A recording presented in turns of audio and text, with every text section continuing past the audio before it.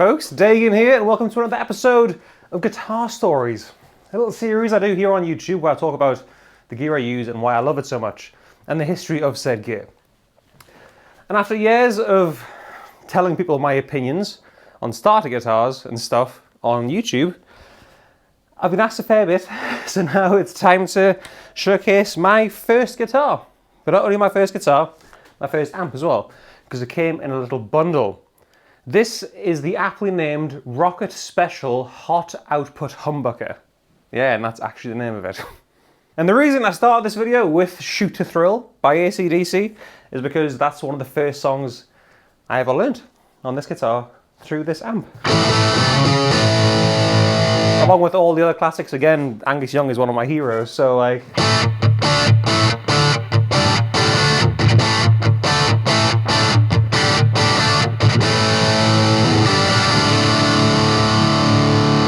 along with the good stuff like...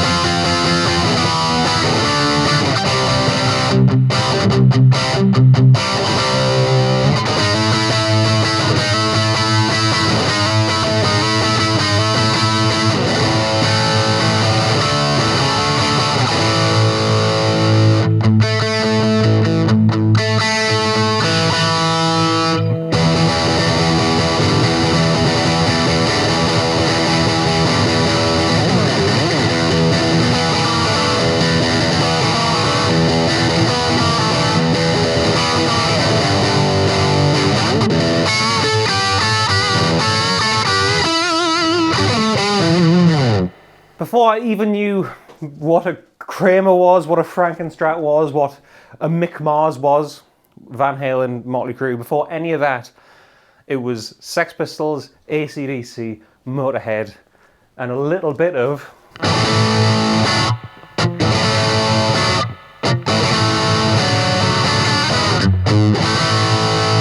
a little bit of War Brian May.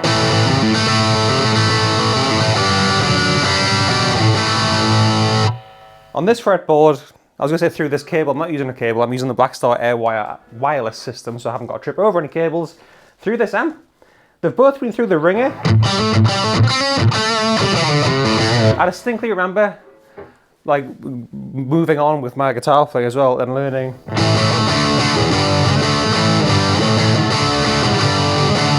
And,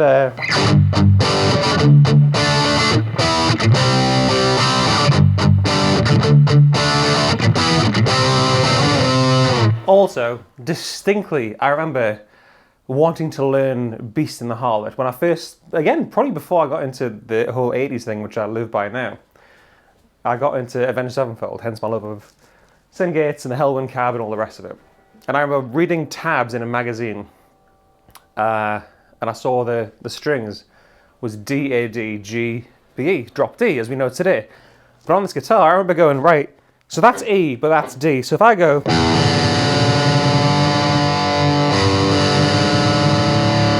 I remember tuning it up, the low E string, as tight as it would go, so it would be an octave of that D. I didn't realise it meant turn it down, because naturally, that D was higher than the low E.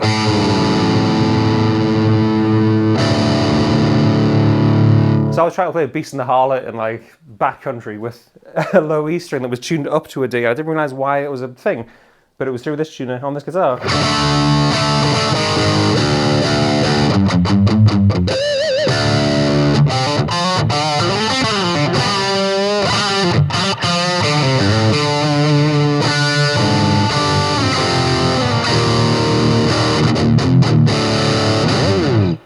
I found one of these on Gumtree for £30 recently, and I bought it, but I didn't need to.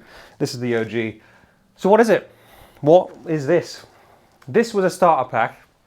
Starter packs are a thing these days as well, like with Squier and stuff. You can buy a little Squier bullet and an amplifier and stuff, but for some reason, I think it was because my parents knew all of AC/DC and stuff, and when you see Marshall, it's that kind of tone. So the amp branding was more important than the guitar branding. So this was Marshall's own brand, guitar and amp, I guess. The back of here says 2005, which means it was 20 years ago. So I would have been 12 years old. I'm 32 now. I don't think I got it when I was 12. I think I got it when I was 13, so it must have sat in the shop or wherever for a little while. And yeah, I didn't start playing guitar when I was 13. A bit of history first. This is fun about this, so you got to do that sometimes. So I got it when I was like on my 13th birthday or something. And I wasn't really into guitar or playing guitar. It was just always there. Because I liked rock music and stuff. But I used to race motorbikes when I was younger. I used to race motocross. Loved it a bit. That's why you always sometimes see helmets in the background. I've got all my old helmets and jerseys and stuff. I really hurt my leg. All this is all metal and awful now. So when I was recovering from that, when I was a kid, I was like, I know what I'll do. I'll pick up that little guitar and plug it into the Marshall around 15, 16, and the rest, I guess, is history. Now I'm talking to you guys about it, and it's my job.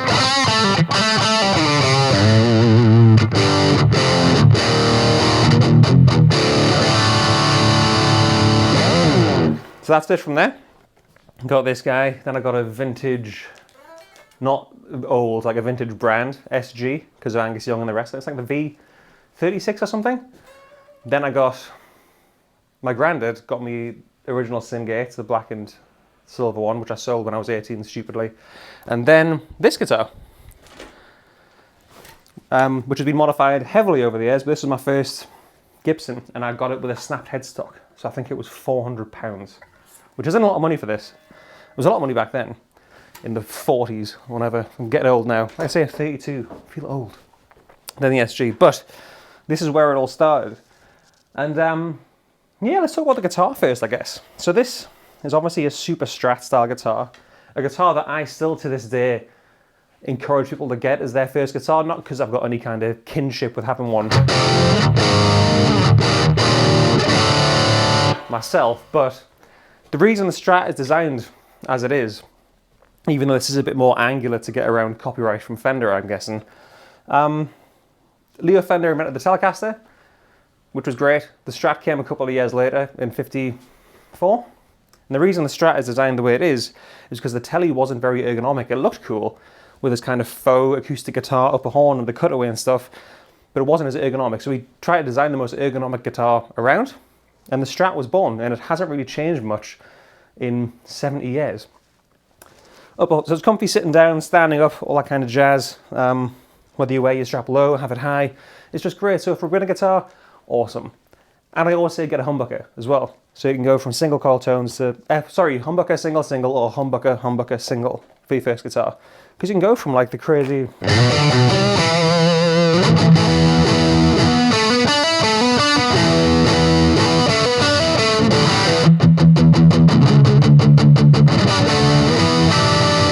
Go from that to...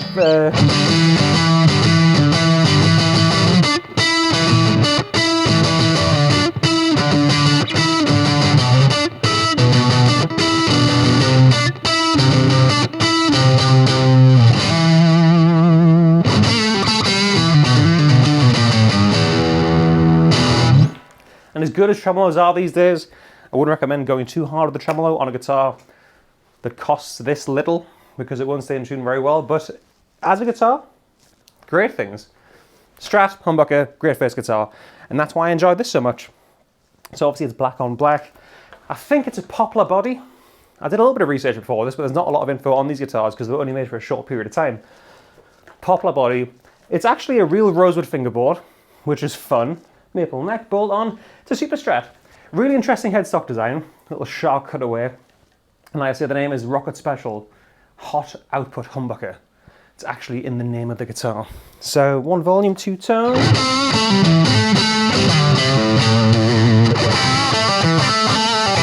I never played this guitar. This is the most I've played it in probably decades.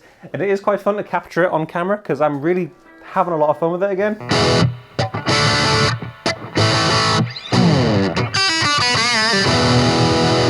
Playing all the stuff that when I learned it on this guitar, I could never play it. I remember on this guitar going, how on earth am I ever going to play that?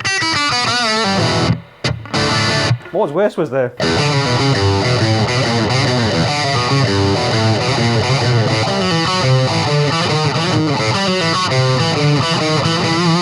Still a pain in the ass to play. So that's the guitar really. I'm reminiscing some more. The first solo I ever learned was on this guitar, and it was Razor Blade Kiss by him. Lindy Lindstrom's one of my favourite guitar players of all time, off the album Razor Blade Romance, and without even practicing it, it goes...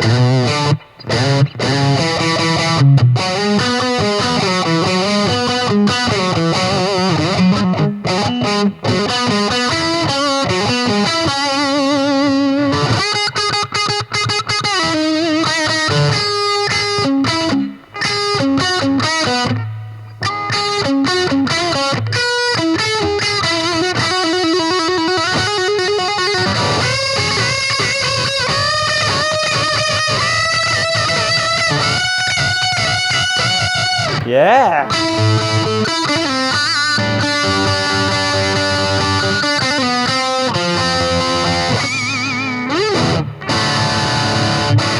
Man, this is fun. I'm really pleased I started filming this video. So that's the guitar, my first guitar, the Rocket Special Hot Output Humbucker in all of its glory.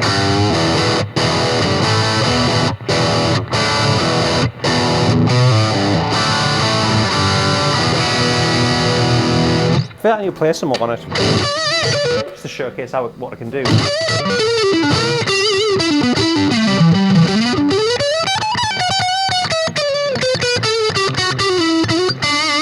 See, you haven't got to have a fancy guitar to sound good. I mean, this amp, which I'm going to talk about in a second, is, as much as I have a soft spot in my heart for it, it's...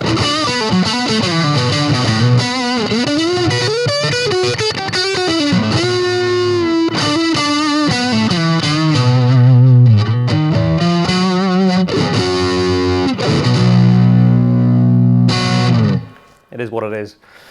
And what it is a Marshall, what is it again? I know it's an MG15CR? CRD? Is it on the speaker? CD. Marshall MG15CD. I still use this in the corner there as a little jam amp, even though, like I was shown before,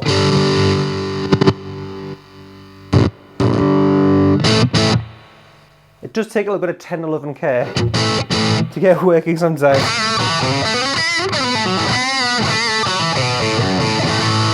But it's filthy. It's gross. It's got all the remnants of things I remember doing, if that makes sense. There's loads of like splatters of white paint on the top from when what was I painting white? It was a logo for something. I was painting a guitar white. Something. I was testing a white pen out on the top. That's why there's a little dent there, a little white mark there. The Marshall logo's gold, because when my old band were endorsed by Marshall in the 2012 to 2014, that's why I got my JVM. I painted the logo's gold on that, so I thought I'd make a mini version. Or did this happen first? I think I printed gold on first, this first, and that's what inspired the JVM being gold, because I'm tacky and I like gold stuff.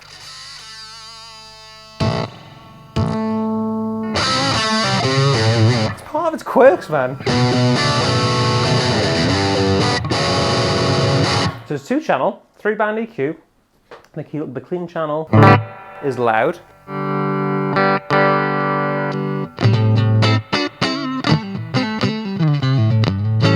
And crackly. It's not really.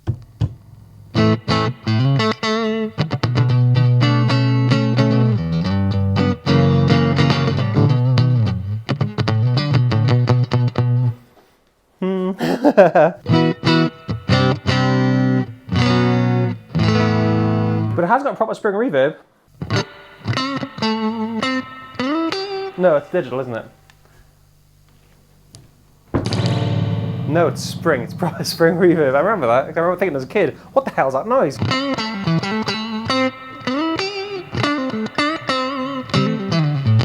But I never played it on clean because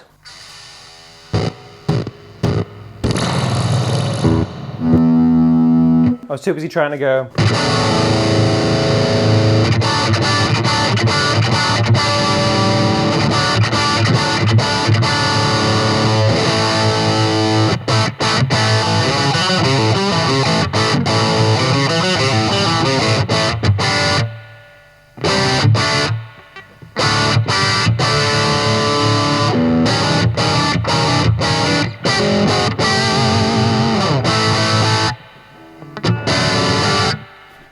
that good stuff. And I remember watching Angus get a clean tone just by rolling the volume down. I realised that this could do that as well.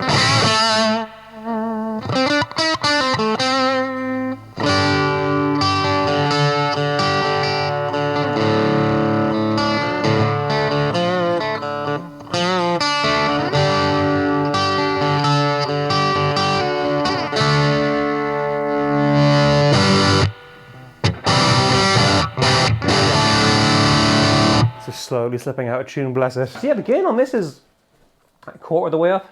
You can really kind of...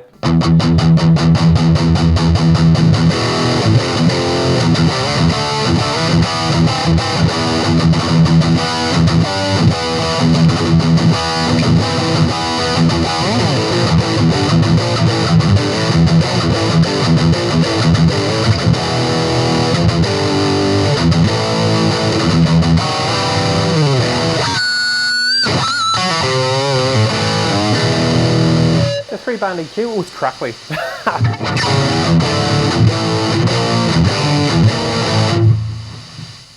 Noise gate for that. Over here there's a CD input. It actually says CD on it, back when people used CD players and stuff, and an emulated headphone output. And an FDD switch, which I think was a frequency dynamic dampening. It all just sounded better in.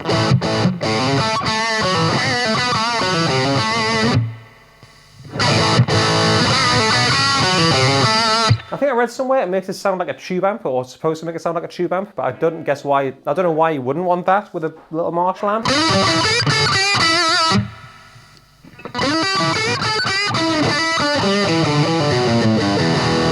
Just quieter, so I always had it in, so it was louder. I think it's a little 8-inch speaker as well, and it does the job just fine as a kid.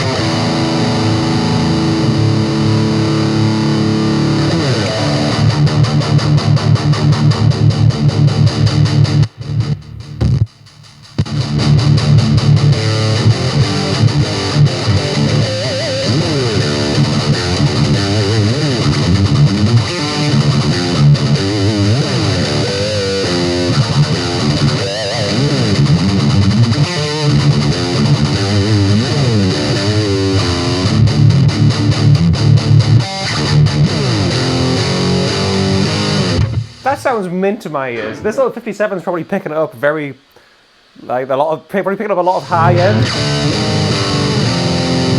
But in the room.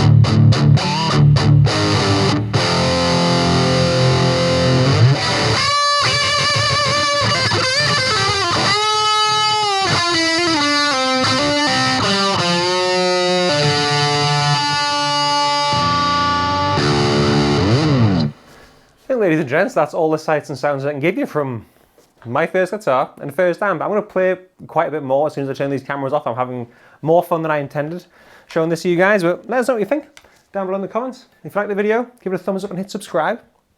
You'll find me at Dagan Wilkin on all the social media platforms.